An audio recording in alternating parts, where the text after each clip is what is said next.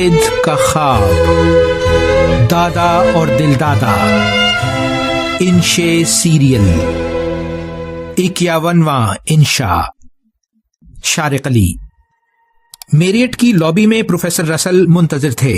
میں پہنچا تو مصر ہو گئے کہ تمہارے شہر سے تعارف کچھ دیر سڑکوں پر پیدل گھوم کر ہو۔ استاد کا حکم سر آنکھوں پر۔ ہوٹل سے باہر آ کر سڑک عبور کی اور فٹ پاتھ پر میٹروپول ہوٹل کی طرف چل دیے۔ انکل پٹیل کراچی کو یاد کر رہے تھے۔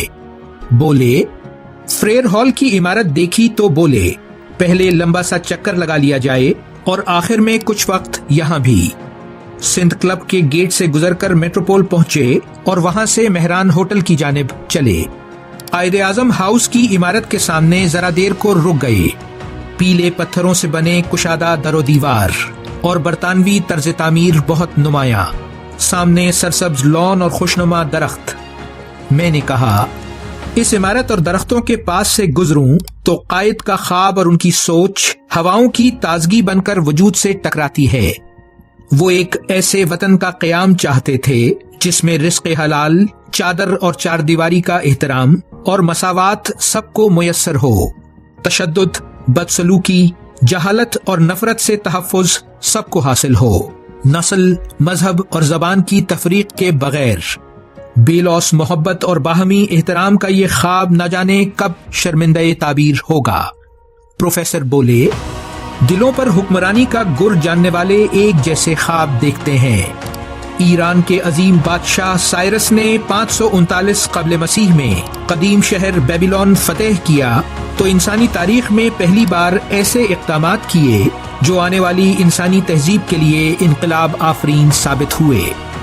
اس نے شہر کے تمام غلاموں کو آزاد کر دیا، عام شہریوں کو اپنے من پسند مذاہب اختیار کرنے کی آزادی دی، سب بسنے والوں کو مساوی قرار دے کر نسلی برتری کے تصور کا خاتمہ کر دیا۔ پھر انسانی حقوق کے یہ تصورات ہندوستان، یونان اور روم تک پہنچے۔ میں نے کہا، سائرس کی اس بازمیری نے پہلی بار ہم انسانوں کو قوانین قدرت کی طرف متوجہ کیا تھا، وہ اصول جو انسانی عقل کو فطری طور پر درست معلوم ہوتے ہیں، جن کا احترام ہمارے وجود، ہماری روح میں گندھا ہوا ہے۔ پروفیسر نے کہا، اب یہ پاکستان میں بسنے والوں پر منحصر ہے کہ وہ انسانی حقوق کی بازمیری کو اختیار کرتے ہیں یا رد۔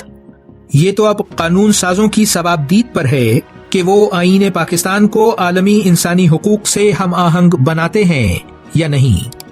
برطانوی میگنا کارٹا یا فرانسیسی ڈکلیریشن کی طرح آئین پاکستان کو بھی عالمی برادری میں قابل احترام مقام دلواتے ہیں یا نہیں۔ دستاویز خوابوں کی بقا کی ضمانت ہوتی ہے۔ سائرس کے انقلاب آفرین اقدامات اور اس کا خواب اگر مٹی کی قدیم تختیوں پر تحریر نہ کیا جاتا تو آج کی انسانی تہذیب تک کبھی نہ پہنچ پاتا۔ مٹی کی تختیوں پر لکھی عالمی انسانی حقوق کی یہ پہلی دستاویز اقوام متحدہ نے محفوظ کر لی ہے۔ اس کا ترجمہ 6 عالمی زبانوں میں کیا جا چکا ہے اور موجودہ انسانی حقوق کے عالمی چارٹر کے 4 بنیادی اصول سائرس کی مٹی کی تختیوں پر لکھی دستاویز سے لیے گئے ہیں۔ جاری ہے ویلیو ورسٹی۔ شارق علی۔